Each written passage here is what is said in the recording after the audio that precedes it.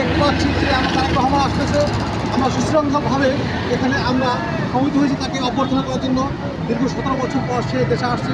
সুপ্রদর্শক, আমরা এই জনগণের কিছু প্রতিক্রিয়া শুনবো। আমরা এই মুহূর্তে কী জন্য আসছেন এখানে ধরে বলেন?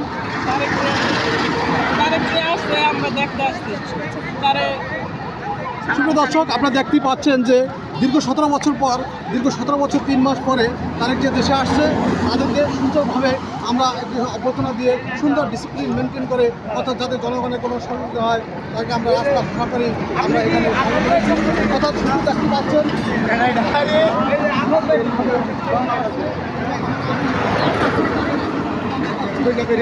আসছে আমাদের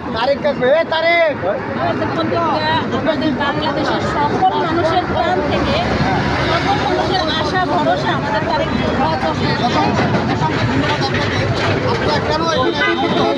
আমরা তাকে আমন্ত্রণ জানানোর জন্য তার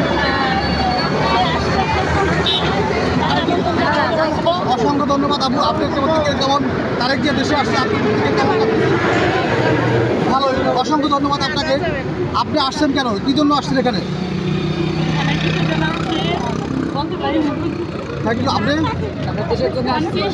সুপ্রদর্শক, এটা দেখতে পাচ্ছেন যে তারেক জিয়া দীর্ঘ প্রতীক্ষার পর, অর্থাৎ সে 17 বছর এই দেশের মায়া ত্যাগ করে বিদেশে ছিল, অর্থাৎ এই মায়াকে সে বিখ্যাত করে তার মাতৃত্ব টানে চলে আসছে। আমরা তাকে ফুল দিয়ে বরণ করে নেব। সুপ্রদর্শক, আপনারা দেখতে পাচ্ছেন তারেক জিয়া বিখ্যাত এই 13 বছরে আমাদেরকে এই কিছু দিতে পারে নাই। আজ আমরা তাকে অভ্যর্থনা দিয়া, অর্থাৎ মাতৃর টানে দেশ থেকে বিদেশে চলে আসছে এখান থেকে, অর্থাৎ আমাদের এই মার সমস্যাকে সে ভুলতে পারেনি কখনো। এই জন্যই আমাদের অবশ্যই আমরা তাকে